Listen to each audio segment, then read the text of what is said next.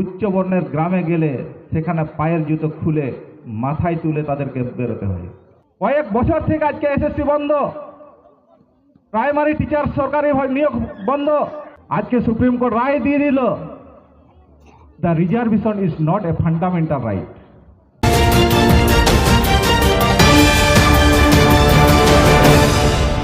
দক্ষিণ Dinajpur Koshmandi Chausa high school football ময়দানে মাঝি পারগানা গাঁওতার পরিচালনা বাবা সাহেব আম্বেদকর লিখিত সংবিধান, যেটা 26শে নভেম্বর সংবিধান দিবস আমাদের পূর্ব প্রোগ্রাম শুরু হচ্ছে।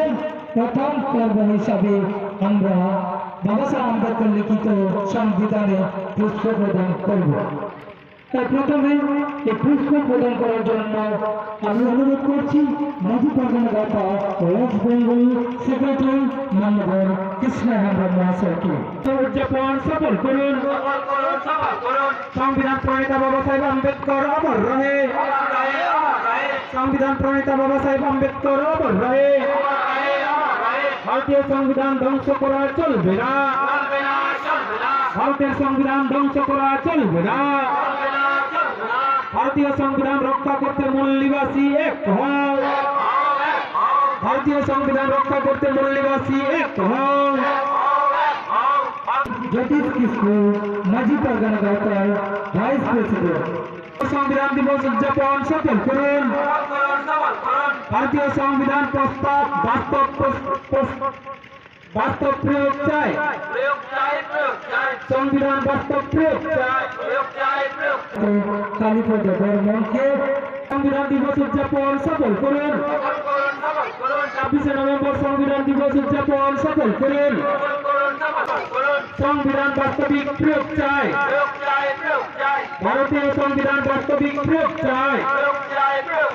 সংবিধানিক মারা রাষ্ট্র মারা, দেশ মারা রাষ্ট্র মারা।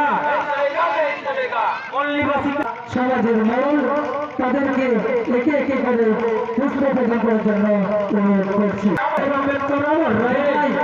মাঝি বাবাদের সাথে রাখার ভারতীয় সংবিধান ধ্বংস করা চলবে না, ভারতের সংবিধান রক্ষা করতে মূল নিবাসী এক হও, ভারতের সংবিধান রক্ষা করতে মূল নিবাসী এক হও।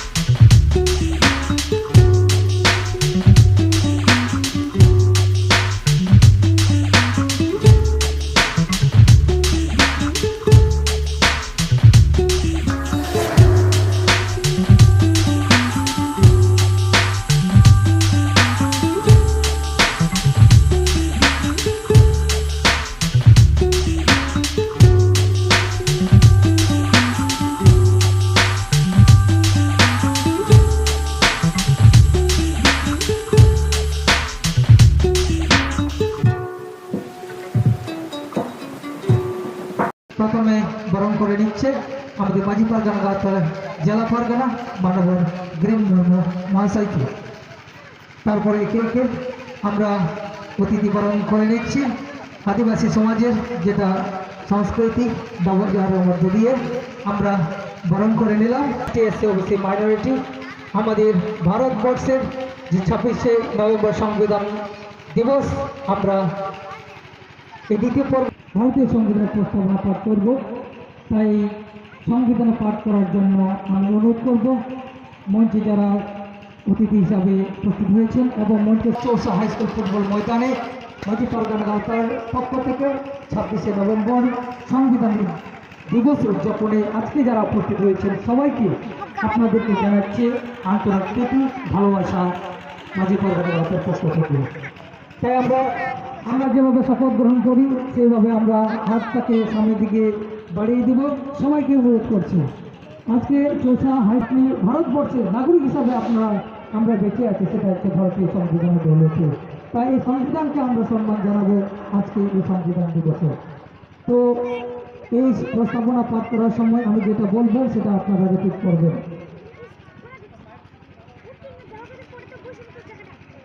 ঠিক আছে, তো চলুন আমরা শপথ করি। বাবা সাহেব আম্বেদকর লিখিত ভারতীয় সংবিধানের প্রস্তাবনা পাঠ। আমরা ভারতের জনগণ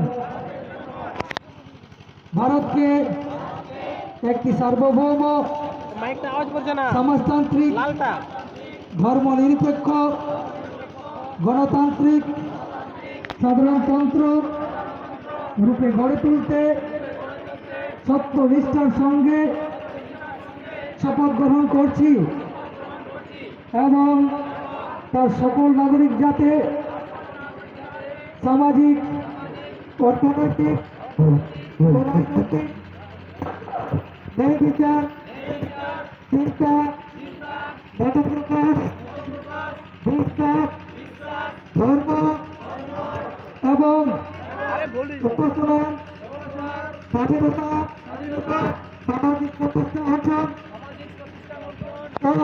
ও বিকাশের ক্ষমতা প্রতিষ্ঠা করতে পারে এবং তাদের সকলের মধ্যে ব্যক্তি সম্ভ্রম ও জাতীয় ঐক্য এবং সংহতি সুনিশ্চিত করে সৌভ্রাতৃত্ব গড়ে তুলতে আমাদের গণপরিষদে আজ 1949 সালের 26শে নভেম্বর এত দ্বারা এই সংবিধান গ্রহণ করছি, বিধিবদ্ধ করছি এবং নিজেদের অর্পণ করছি। জয় ভারতীয় সংবিধান, জয় ভারতীয় সংবিধান, জয় আম্বেদকর, জয় আম্বেদকর, জয় ভারত, জয় ভারত, জয় মল্লিবাসী। Thank you.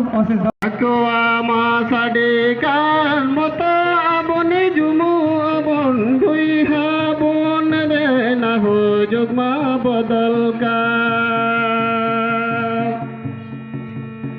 বাংলারে উড়িষ্যারে আসাম বিহারে ঝাড়খণ্ডে জাতিয়ারি দুলাড়তে দিশম রেনাং কন্যা কোনারে সাকুয়া মাসাডিকার মতো বনি জুমু বন হই বন রে না হো যুগমা বদলকা। মাঝি পারগনা গাঁওতার কেন্দ্রীয় সেক্রেটারি উপস্থিত রয়েছেন, সংগঠনের সভাপতি উপস্থিত রয়েছেন, মাঝি পারগনা গাঁওতার অনেক সক্রিয় সদস্য উপস্থিত রয়েছেন, অত্র পঞ্চায়েতের প্রধান উপস্থিত রয়েছেন, অত্র পঞ্চায়েতের অনেক সদস্য বা সদস্যা, এলাকাবাসী, ছোট ছোট ক্ষুদে শিশুরা সহ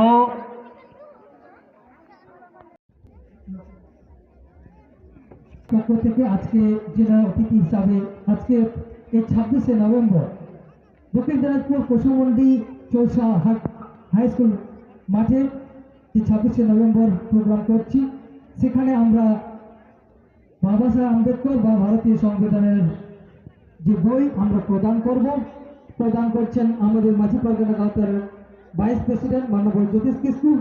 উনি দিচ্ছেন আমাদের আজকে 3 নম্বর উদয়পুর অঞ্চলের প্রধান মাননীয়া সাবিত্রী হেমব্রম। বাবা সাহেব আম্বেদকর আমার রহে, ভারতীয় সংবিধান আমার রহে। তারপরে ভারতীয় সংবিধান প্রদান করছেন মাঝি পারগনা গাঁওতার সেক্রেটারি মাননীয় কৃষ্ণ হেমব্রম, প্রদান করছেন রাধারায় সরকার মহাশয়কে। ভারতীয় সংবিধান আমার রহে, भारतीय संविधान अमर रहे। তারপরে প্রদান করবে মাঝি পারগানা গাওতার, জেলা পারগানা দক্ষিণ দিনাজপুর সুরেশ হেমব্রম প্রদান করছেন লীলাবতী রায় মহাশয়কে।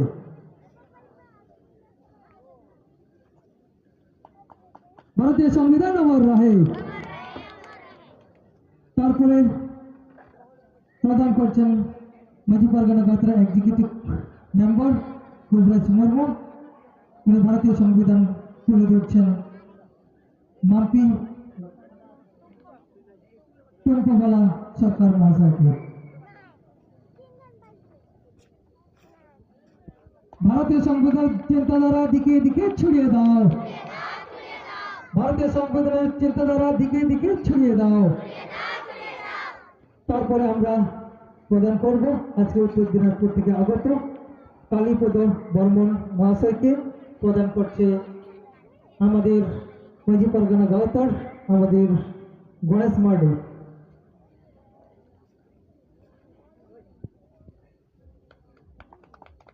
ভারতীয় সংবিধান আমার রহে। ভারতীয় সংবিধান আমার উপরে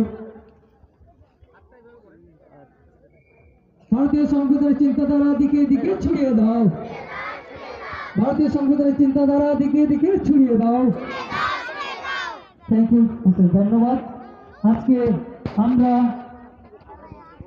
মূল্যবান বক্তব্যের মধ্যে দিয়ে আমরা আজকে কেন এই ভারতীয় সংবিধানকে প্রদান করলাম সেটা আমরা আজকে যার জন্য আমরা এখানে উপস্থিত হয়েছি সে হচ্ছে বাবা সাহেব আম্বেদকর, সংবিধান রচয়িতা। তাকে প্রথমে আমি আমার সংগঠনের পক্ষ থেকে দণ্ডবোধ জানাই। তারপরে এই সংগঠনের যারা আয়োজক এবং বিভিন্ন যারা আছেন তাদের সবাইকে একসঙ্গে একবারে দণ্ডবোধ। কারণ বিভিন্নভাবে বললে অনেক সময় লাগবে, তাই আমি সবাইকে একসঙ্গেই একবার দণ্ডবোধ। কারণ আমি কিন্তু আমার মাতৃভাষায় বলবো, কারণ আমি একজন বর্মন এবং রাজবংশীর ছেলে, তাই আমার মাতৃভাষায় আমি বলব। যাই হোক, আজিকা এই যে মাঝি পরগনা গাঁও তার জন্য যে একটা অনুষ্ঠান, এটা কিন্তু আমরা কোনোদিন হয়তো মনে হয় শুনি নাই। কারণ হচ্ছে যে আজকে 26শে নভেম্বর, ভালো করে শুনবেন, চুপ করে না বসে। তো ঘটনাটা হচ্ছে যে 26শে নভেম্বর এই যে একটা দিন, এর আগে অনেক বক্তা অনেক রকম কথা কহিলেন। আমরা 15ই আগস্ট দিবস পালন করি, কিন্তু 26শে নভেম্বরটা জানি না পালন করবো কেন করে। এই সংবিধানটা যে আছে আমরা জানি না, কারণ আমার লোকগুলা জানে না। কারণ সংবিধানটা কি জিনিস, ভারতবর্ষ যে আমরা আছি, আমার ভারতবর্ষটা চলেছে কেন করে, কি বৃত্তান্ত, কার আইনে কিভাবে চলেছে, এটা কিন্তু সংবিধানের অনুযায়ী চলে। তো আমরা জানি না। আমরা জানি ভারতবর্ষে থাকি, আমরা ভারতবর্ষের লোক, আমরা ভারতবর্ষের নাগরিক, আমরা ভারতবর্ষ আছি। কিন্তু একটা সংবিধান আছে, তো একটা নিয়ম আছে, তো দেশটা চলার একটা নিয়ম আছে। কারণ প্রত্যেকটা বাড়িতেই একটা কর্তার নিয়ম আছে। আর মালিক যে হয়, বাড়ির যে মালিক হয়, তার নিয়ম অনুযায়ী বাড়িটা চলে। এই ভারতবর্ষটা একটা বাড়ি, এই বাড়িটা একটা নিয়ম অনুযায়ী চলে, কিন্তু নিয়মটা আমরা জানি না। কারণ আমাকে জানাই নাই, আমরা জানবার চেষ্টাও করি না। তাহলে আমরা কেন করে বুঝাবো না? কিন্তু আজরা এই যে মাঝি পরগনা গাঁওটার যে একটা উদ্যোগ, এটা খুব ভালো। গুরুত্বহীন যে লোক যারা তো কমসে কম জানো যে একটা সংবিধান আমরা আজরা এই 26শে নভেম্বর যে সংবিধান শুরু হয়েছে, আইনটা চালু হয়েছে, এটা কিন্তু আমরা জানি না। আমরা খালি এটাই জানি যে দেশটা স্বাধীন হয় 15ই আগস্ট 1947 সাল। এইটা সংবিধানটা চালু হল কোন দিন থেকে এটা তো আমরা জানি না। এটা তো চালু হল কোন দিন থেকে, স্বাধীন তো হল 15ই আগস্ট 47 সালে। কিন্তু চালু হল কোন দিনটা সংবিধানটা? সংবিধানটা চালু হয়ে যায় 49 সনে। তিনি হচ্ছেন মাঝি পারগানা গাওতার সেন্ট্রাল সেক্রেটারি এবং তিনি পেশায় অ্যাডভোকেট। মান্যবর ইসলাম আমরা মহাশয়কে মঞ্চে ডেকে নিচ্ছি মূল্যবান বক্তব্য আমাদের সম্মুখে উপস্থাপন করার জন্য। এখানে উপস্থিত বিভিন্ন এলাকা থেকে আমাদের মূল নিবাসী জনগণ, উপস্থিত আমাদের মাঝি পারগানা গাওতার সুপ্রিয় সদস্যগণ, আর আমাদের এই মাইকের আওয়াজ যতদূর পর্যন্ত যাচ্ছে, যারা শুনছেন দূরে থেকে, তাদের সকলকে আমার পক্ষ থেকে আন্তরিক শুভেচ্ছা ও ধন্যবাদ জানাই। তো আজকে আমরা এক গুরুত্বপূর্ণ দিন এখানে আমরা পালন করছি। আমরা হয়তো অনেকেই এর আগে জানতাম না সংবিধান বা সংবিধান দিবস কি। আমরা জানি না, এটা বললে ভুল, আমাদেরকে জানানো হয় না। আমাদেরকে যেটা জানানো হয় সেটা আমরা জানি। আমাদেরকে স্বাধীনতা দিবস প্রত্যেক বছর প্রত্যেকটা স্কুলে, প্রত্যেকটা ক্লাবে, প্রত্যেকটা প্রতিষ্ঠানে এটা পালন করে করে মানুষকে জানিয়ে দেওয়া হয়েছে, যার জন্য আমরা জানি। তো যে জিনিসটা আমাদেরকে প্রচারের মাধ্যমে জানানো হয় সেটা আমরা জানি, যেটা জানানো হয় না সেটা আমরা জানি না। যেটা জানানো হয় সেটা অ্যাকচুয়ালি আমরা যদি বলি যে স্বাধীনতা দিবস, এই স্বাধীনতা দিবসটা পালন করা হয় যাতে দেশের জনগণকে বোঝানো যায় যে আপনারা স্বাধীন। আপনাকে যখন বোঝানো যাচ্ছে যে আপনি স্বাধীন, তাহলে আপনি স্বাধীনতার জন্য লড়াই করবেন না। যখন আপনি বুঝে যাবেন যে আমি পরাধীন, তাহলে কিন্তু আপনি স্বাধীনতার জন্য লড়াই করবেন। যার জন্য প্রত্যেক বছর আমাদেরকে স্বাধীনতা পালন করে করে আমাদেরকে বোঝানো হয়েছে আমরা স্বাধীন। আমরা যে সংবিধানের দৌলতে আজকে আমরা মানুষের মতো বেঁচে আছি, মানুষের মতো জীবন জীবিকা নির্বাহ করছি, সেই সংবিধান আজকের দিনে বাবা সাহেব ডক্টর আম্বেদকরের নেতৃত্বে সেটা লিখে শেষ করা হয়েছিল এবং আমাদেরকে অর্পণ করা হয়েছে। তাহলে সেটা আমরা জানলাম যে 1949 সালের 26শে নভেম্বর এই সংবিধানটাকে আমরা অর্পণ করেছি। এটা লিখতে সময় লেগেছিল 2 বছর 11 মাস 17 দিন, প্রায় 3 বছর। তো যে সমস্ত বিষয় বাবা সাহেব আম্বেদকর চিন্তা ভাবনা করে এখানে বিধিবদ্ধ করেছেন, সমস্ত নাগরিক যাতে সাম্য, মৈত্রী ও ভ্রাতৃত্বের বন্ধনে আবদ্ধ থেকে এখানে থাকতে পারে, সমস্ত ভালো দিকগুলো এখানে তুলে ধরেছেন। তারপর থেকে আমাদের এই আজকের এই জীবনযাপন। তাহলে স্বাভাবিকভাবে একটা কথা কি মনে আসে না যে 1949 সালে 26শে নভেম্বর যদি আমাদের ভারতের সংবিধান আমরা যদি পেয়ে থাকি, তাহলে তার আগে কোন বিধান চলছিল মনে আছে কি না? আপনারা দেখবেন যে ভারতবর্ষ এমনই একটা দেশ, এখানে অস্পৃশ্যতা ছিল, মানুষকে মানুষ হিসেবে মনে করা হতো না। গরু ছাগল কুকুর একটা পুকুরে জল খেতে পারত, সেখানে একটা মানুষ সেই জল পানের অধিকার থেকে বঞ্চিত ছিল।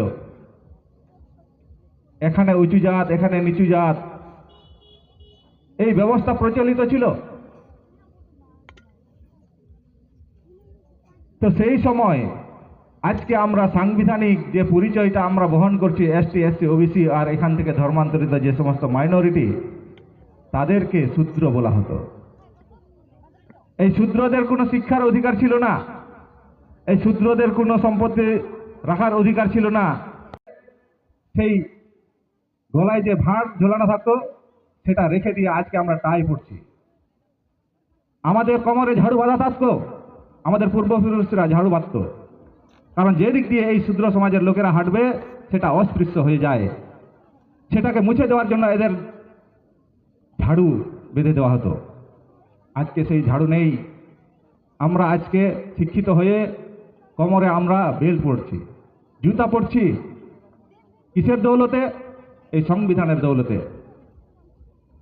তো এই সংবিধানের দৌলতে আজকে আমরা মানুষের মতো আজ বেঁচে আছি। আমরা জানলাম না এই সংবিধান কি।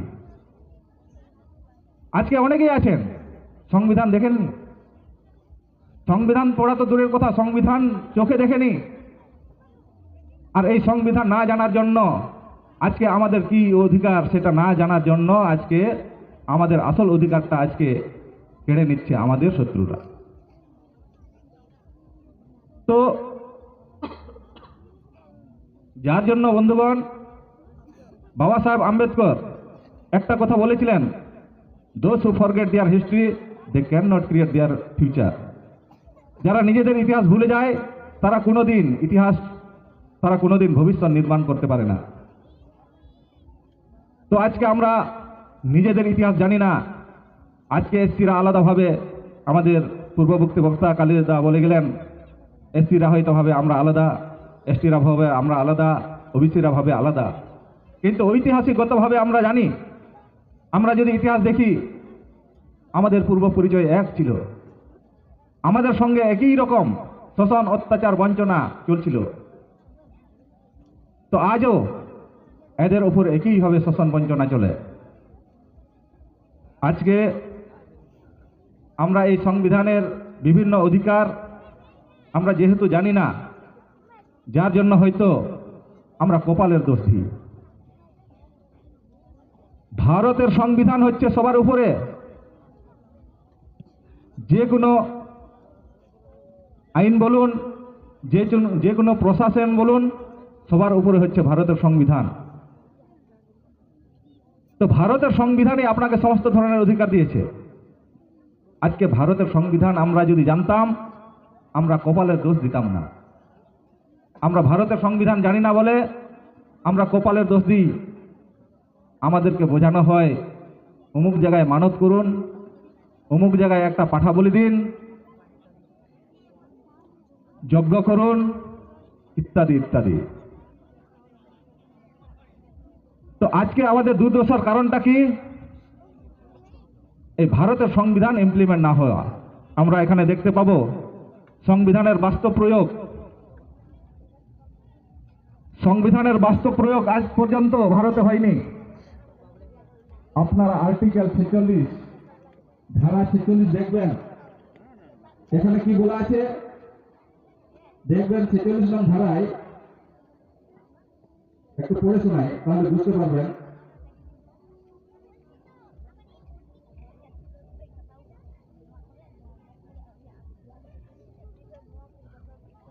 ছেচল্লিশ নং ধারায় কি বলা হচ্ছে? এটা বাংলা সংবিধান। আমরা আজকে বাংলা সংবিধান এখানে বিতরণ করলাম মেম্বারদের, কারণ এরা হচ্ছে যেহেতু প্রশাসনের একটা অংশ, কারণ অঞ্চল হচ্ছে সরকারের একটা ক্ষুদ্র সংস্করণ। এরা অঞ্চলের চালায়, অঞ্চলটাও তো আইন মতে চলে। তো এরা যদি সংবিধান সম্পর্কে না জানে তাহলে চলবে কি করে? তো দেখুন 46 নং ধারাতে কি বলছে? রাজ্য বিশেষ যত্ন সহকারে, অ্যাকচুয়ালি এখানে অধিকার আছে তপশিলি জাতি, তপশিলি জনজাতি ও অন্যান্য দুর্বলতর বিভাগের শিক্ষা বিষয়ক ও অর্থনীতি স্বার্থের উন্নতি বিধান। এটা সরকারের দায়িত্ব। যে সরকার আমরা তৈরি করি, কি দায়িত্ব হবে? রাজ্য বিশেষ যত্ন সহকারে জনগণের দুর্বলতর বিভাগের এবং বিশেষত তপশিলি জাতি ও তপশিলি জনজাতি সমূহের শিক্ষা বিষয়ক অর্থনীতির স্বার্থের উন্নতিকরণ করিবেন এবং তাহাদিগকে সামাজিক অবিচার ও সর্বপ্রকার শোষণ হইতে রক্ষা করিবেন। এটা সরকারের কর্তব্য, দায়িত্ব। অথচ আমরা কি দেখি যে আমাদের মধ্যে শিক্ষা বিষয়ে কোনো উন্নতির তো চেষ্টা করা হয় না, বরঞ্চ এদেরকে যাতে এরা অন্ধবিশ্বাসে বিশ্বাসী হয় সেই দিকে আমাদেরকে চালিত করা হয়। তো আমরা দেখেছি, আমরা এখানে কয়েকটা পোস্টার লাগিয়েছি। এখানে দেখবেন যে একজন দলিত শ্রেণীর মহিলা বলে সে উচ্চ বর্ণের একটা বালতি ছুঁয়েছিল জল, তার জন্য তাকে হত্যা করা হলো।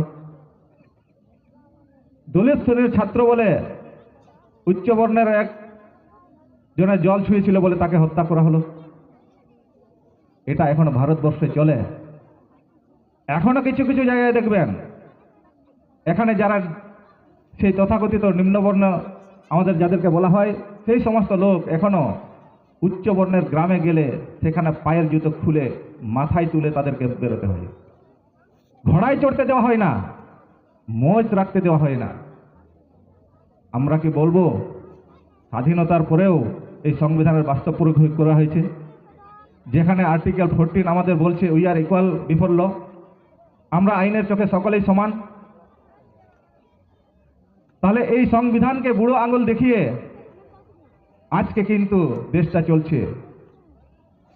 আমরা দেখলাম গত 2018 সালে এই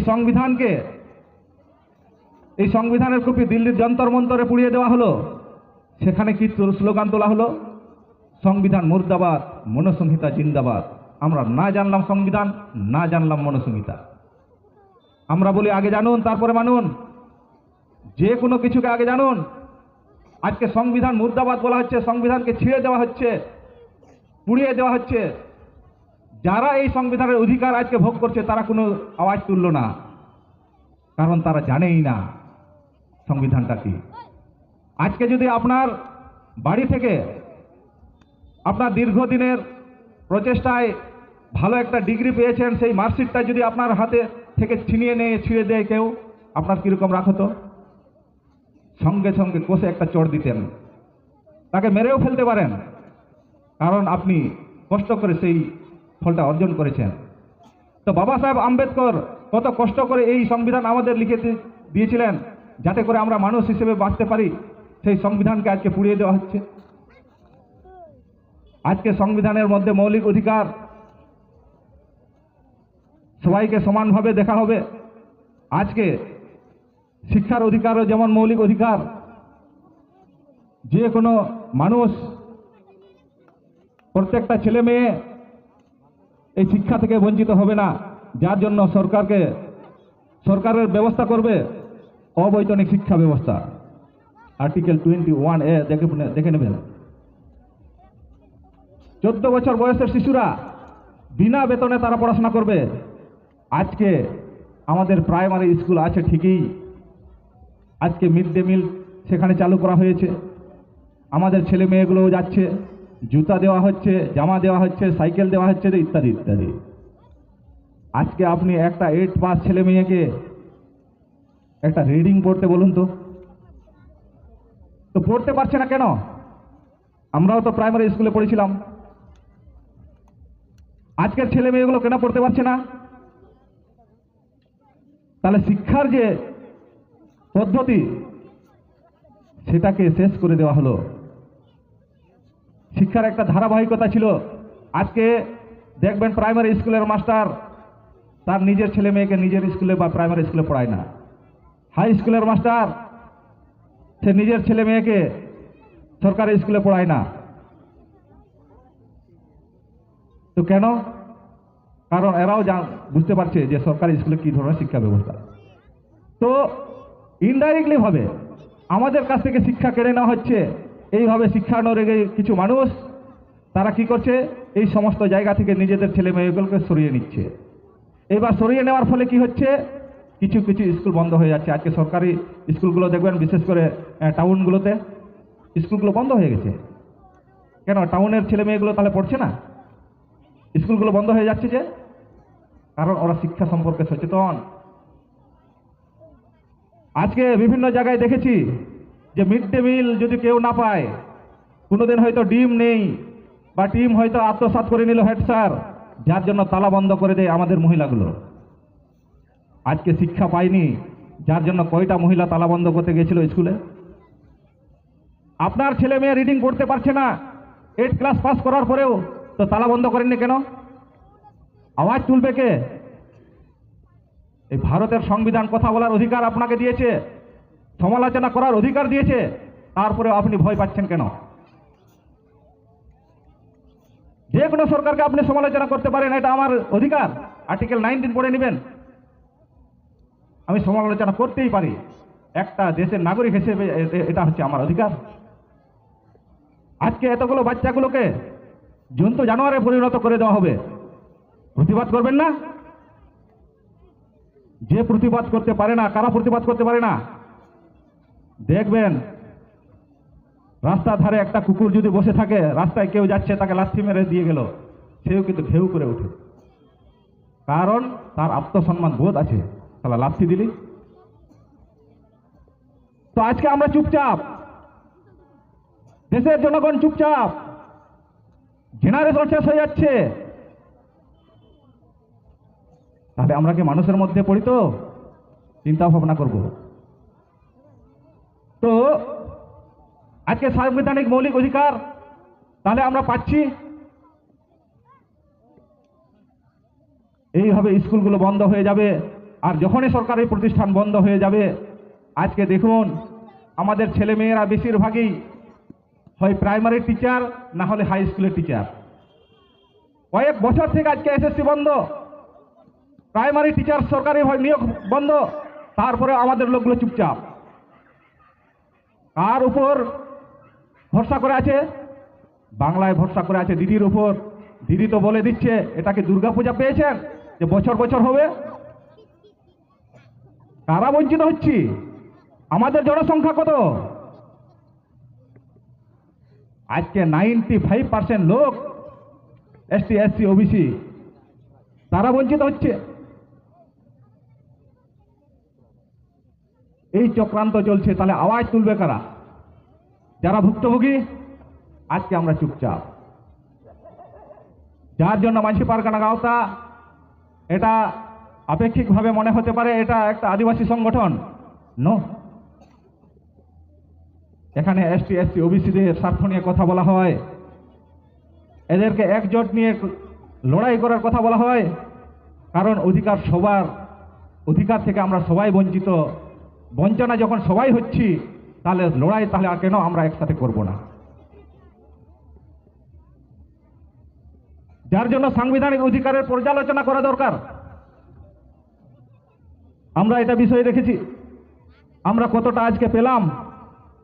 আজকে আমরা দেখব যতগুলো হাইকোর্ট আছে দেশের মধ্যে, যতগুলো হাইকোর্ট আছে, যত একটা সুপ্রিম কোর্ট আছে, কয়জন এসটি পাবেন বিচারক? কয়টা এসটি পাবেন বিচারক? সুপ্রিম কোর্টে তো কলেজিয়াম সিস্টেমে নিয়োগ হয়।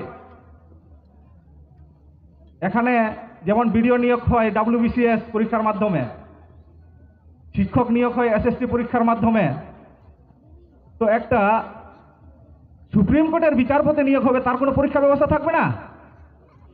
সেখানে কলেজিয়াম, কয়েকজনের একটা কমিটি মনোনীত করা হয়। আর কাদের মনোনীত করা হচ্ছে? সেই সমস্ত উচ্চ বর্ণদের। একটাও এসটি পাবেন না, একটাও এসটি পাবেন না, ওবিসি পাবেন না। তারা আইন পাস করছে। আজকে সুপ্রিম কোর্ট রায় দিয়ে দিল, the reservation is not a fundamental right. কি দিল?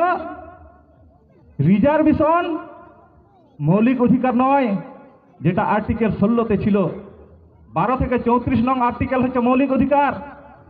মৌলিক অধিকারের কথা বলে তো এখানে সুপ্রিম কোর্ট রায় দিয়ে দিল ফান্ডামেন্টাল রাইট নয় এটা, কারণ আপনার কোনো লোক ওখানে নেই যে বিতর্ক করবে। তো আজকে শিক্ষা থেকে যদি বঞ্চিত করে রাখা যায়, তাহলে এরা প্রতিবাদ করতে পারবে না, শুধু এরা ঝান্ডা ধরবে, নেতার দ্বারে দ্বারে ঘুরবে, আর তাদের দোহাই দিবে, আর মাঝে মধ্যে ওদের কথা শুনবে। এটা করার জন্য আজকে সংবিধানটাকে শেষ করে দেওয়া হচ্ছে। এই সংবিধানটাকে শেষ করে দেওয়া হবে। যে স্লোগান তুলেছিল ওরা 2018 সালে, মনুসংহিতা জিন্দাবাদ, মনুবিধান অনুযায়ী আমরা শিক্ষা পাবো না, তো সেই বিধানে ওরা বিশ্বাসী, যারা আজকে দেশটাকে পরিচালনা করছে।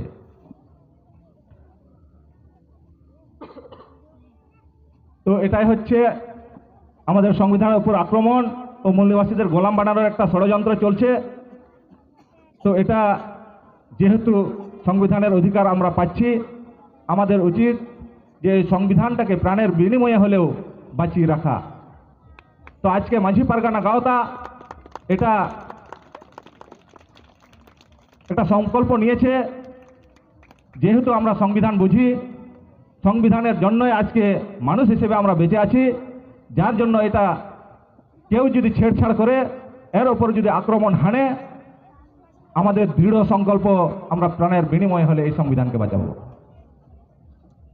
তো আমি মনে করি যে আমরা যারা সংবিধানের অধিকার পাচ্ছি, এই সংবিধানের জন্য আজকে আমরা মানুষ হিসেবে বেঁচে আছি, তাদের সকলের উচিত এই সংবিধানের উপর যদি কোনো আক্রমণ হয় আমাদের রুখে দাঁড়ানো।